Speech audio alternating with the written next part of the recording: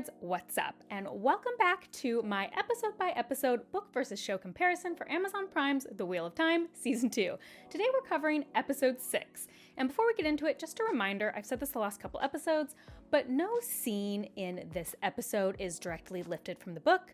So rather than saying about every scene, oh, this isn't in the book, instead I'm just going to talk about the general themes and people and character development and parts that are similar or dissimilar from the book, but just know in general, like the way these scenes are playing out beat for beat aren't in the books in general. With that said, let's get into it. So Renna is her Soldam, and this is like sort of the right energy. It's definitely that calm malevolence, but I feel like it's a little different in the book. She treats Egwene more like a pet, like a beloved pet.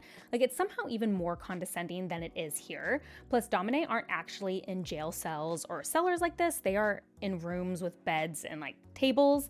Now, it is mentioned that the Soldam can take that away at any time. Like she tells her, like, you're property, you have no possessions, but it does feel like a little nicer to start off. They treat them nicer until they disobey, I should say. Also, just costume-wise, the Soldam, they don't have those facial scars. They're not a thing in the book. Oh, also, this may happen in a later episode, although I feel like it would have made more sense to happen this episode, but Renna originally lets Egwene keep her name, but once she disobeys, then she removes the name and changes it to Tuli.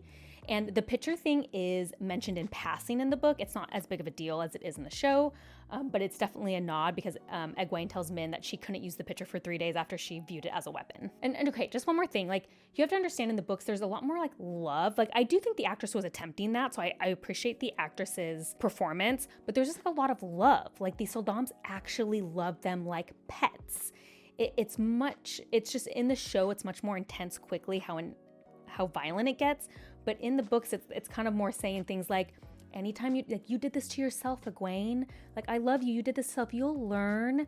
I feel like it doesn't get so intense so quickly. So I realized I didn't mention this last episode, and maybe I should, but Rand doesn't know Selene is Lanfear until much later. I think it's either at the very end of book 3 or at the beginning of book 4. But I do like the scene. I think Lanfear always made comments like she knew him because she knew Luz, and it would kind of annoy Rand because he felt still separate at that point. So I feel like technically here they don't know that Liandrin broke all 3 oaths. We only really see her break on screen 1 oath, which is the first one, which is you say no word that isn't true. I guess you could claim, since she did knock them out, that's kind of using the 1 power as a weapon. Just in case you're wondering, the 3 oaths are never speak 1 word that isn't true, you can't make a weapon with which you can use to kill somebody else, and never use the 1 power as a weapon except in extreme cases of defense against your own life or your warder or another Aes Sedai. Obviously, because Rand didn't know at this point that Selene was Lanfear, they didn't really have this relationship, so she doesn't tell him to like leave Moraine like this or give him this directive. But later on in the books, like starting in book 3, I would say Rand is super distrustful of Moraine. So I do think they kind of get like the gist of that anyway in this scene. Like I think they accomplished that. So we covered that Liandrin doesn't have a son. So yes, all this Liandrin backstory in general isn't in the books. One thing that's interesting about tree singing is that they use it to actually pull wooden crafts or like important wooden objects out of the wood. And they can do it in a way that doesn't harm the tree. That's why it's so special, because like they sing it to grow in a certain way. But it is cool to see him do this because Loial is one of the most talented tree singers in the book, because it's a power that's like slowly dwindling. They aren't called kennels in the book. They're definitely making the pet thing more intense here, whereas before it felt more like affectionate pet, even though it was just as sinister. It's just sinister in a different way, if that makes sense. So we've covered it. Min never made a deal. I just wanted to point out, I thought Lanfear did a great job Lanfearing this episode. Like, I really loved this moment. Okay, sorry. Although this is hypothetical, because it doesn't happen, I am positive Rand would have gone to see his dad. I am positive he would have asked to see Tam.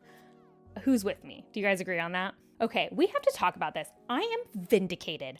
I am finally, all of you naysayers in my comment section for the last 2 years, I have been saying since episode 8 of season 1 that Moraine was stilled, and everyone was like, no, she's shielded, and they've never said she's stilled, and she's still shielded. Every episode I have comments like that, and here it is. Moraine says she is stilled. This whole time she has been stilled. Thank you. I am vindicated. That's it. Yes, all this is correct about the Adam. So usually I feel like in the books we more see the punishment through the Adam, which we definitely have seen in this show, but I don't really remember them beating them physically. I feel like it was all through the Adam. This scene made me kind of think about how quick traveling happens in the show. It's definitely something I've talked about before on here. Like they travel so quickly from place to place. And one thing I just want to bring up, because it kind of triggered my memory about the book, is I find it interesting because in the book, I actually remember traveling and time being a very stressful thing. Because in the book, it literally takes ages to get anywhere. And it's really hard to communicate with people because communication takes a long time. And in fact, something specific happens in The Great Hunt that is one of my most stressful things that happens in the whole series, which is funny because it's very early on. It's when they use the portal stone. I won't go too spoilery into it because they may use it at a later date. But when Rand uses the portal stone and they lose all this time to try to travel a great distance, it's very stressful. It's like a big deal. So I just think it's interesting that because they're kind of ignoring travel in the show, that is something that's kind of taken out. I don't necessarily think it's like a bad thing or like horrible, but it is just something I thought would be interesting to note. So this tree is a nod to the book. It's the first thing Herschel Dom actually asks her to do, although Egwene doesn't do it. So Megan is actually never a Dominé, but she does end up having a relationship with Egwene later in the book. So I think it's interesting that they are moving her here. Okay, so my overall thoughts, like last episode, I did think this episode was much more interesting than some of the previous episodes. So I did like that it feels like there's a little bit of a rhythm starting and more interesting things are happening. I've definitely felt like less bored in these episodes, so that's a really positive thing. I was also really excited to get to the Sanshin and the Dominé and like that Egwene storyline, just because it's one of my favorites in the book. It's so sinister and it's really good. And I think they did a pretty good job at it. I definitely think it feels different than the book, but not necessarily in a way that I think is bad. Like I think it gets to the heart of it, even though they're changing it. And so I thought those were good. I'm guessing it was interesting TV for people who haven't read the book. So I thought it was well done. Also, Liandrin, who is nothing at this point, like that was in the books and I've covered that a lot, is just consistently the most interesting person to me and the most interesting performance.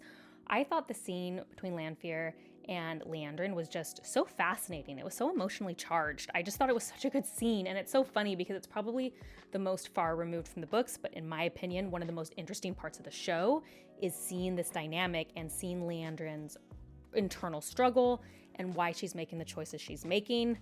I just think it's very interesting. In fact, I just think the villains are consistently the most interesting part of the show right now, which I think is both good and to the detriment of the show, which we can talk about a little later, but I have to give it, like, I think it's very interesting. Mostly, I think my problems with the show are just the same problems that are appearing in every episode and are just sort of getting magnified as the show goes on. So I really have nothing new to add here. It's just like the same problems are still probleming. I also think I'll talk about this stuff in depth in my season recap because I'm already starting to see kind of similarities and themes over the episodes that I have problems with, so I don't want to get too repetitive, but just to quickly talk about a few. I do really think the showrunners are kind of painting themselves into a corner in terms of character development for our main characters. Because they've made choices in isolation, now as we get on with the show, they're having a problem with being able to create contrast.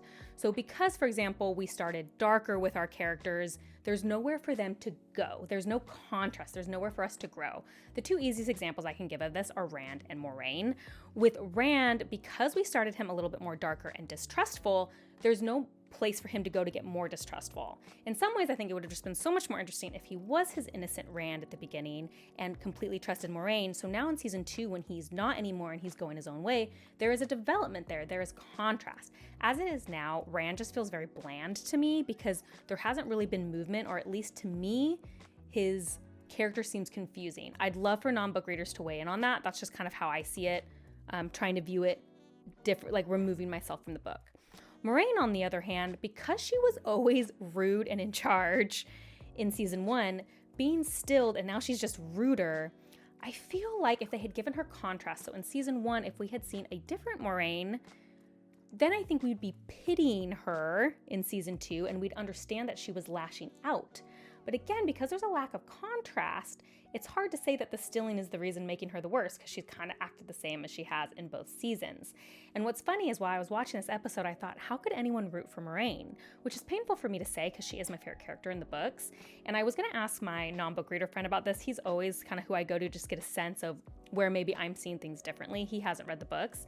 And so I just messaged him, hey, tell me when you're done with episode 6. I want to ask you some questions. And unprompted, I'm going to show it up here to prove that it was unprompted, he messaged me back, I hate Moiraine. And it was like, yeah, that's what I was worried about. And he's not the only one. Liana, who I view a little differently because even though she hasn't read the books, she is watching the show for YouTube content. She told me in the very beginning of this season, is Moiraine like this in the book? Because I really don't like her. And so again, I just don't think that is succeeding in the way the show is probably hoping it succeeds. Matt is still an issue. I have given them a ton of grace because I know there wasn't a lot for them to do. But again, because they made this choice to make Matt darker in the first book, the dagger didn't seem like much of a contrast. So now that the dagger's taken away and he's a completely different person, but he's also a different actor, it almost feels like the actor's the reason he's a different person, not the dagger. I think if Matt had been lighthearted before the dagger, there would have been more of a contrast and we would have understood maybe that the dagger played a part. Again, even ignoring season 1, because I know a lot of that was out of their control, even in this season, Matt feels confusing. He leaves Egwene, but then he agrees to go with Rand and would have if Min hadn't told him not to. I just don't see how a non-book reader would necessarily be invested in Matt and Min's storyline because it's gotten so little development. Overall, the continual ignoring of the boys' plot lines in general is just, it's not giving them the attention they need to further the plot in that regards. And so I'm struggling to see how they're going to catch up on that. I do think they tried a little bit with Rand this episode, so I appreciate that we're trying to get somewhere with that. But again, that Logain and him moment, like I think I would have really loved that if it just had a little bit more development. We really haven't seen Rand using his powers a lot or trying to. So again, this scene I feel like contextually doesn't necessarily make sense in the show, totally disregarding the book. Look, people are getting really angry at me because they want me to either love the show or hate the show. And I think it's frustrating a lot of viewers that I don't love it and I don't hate it. I just feel meh about it.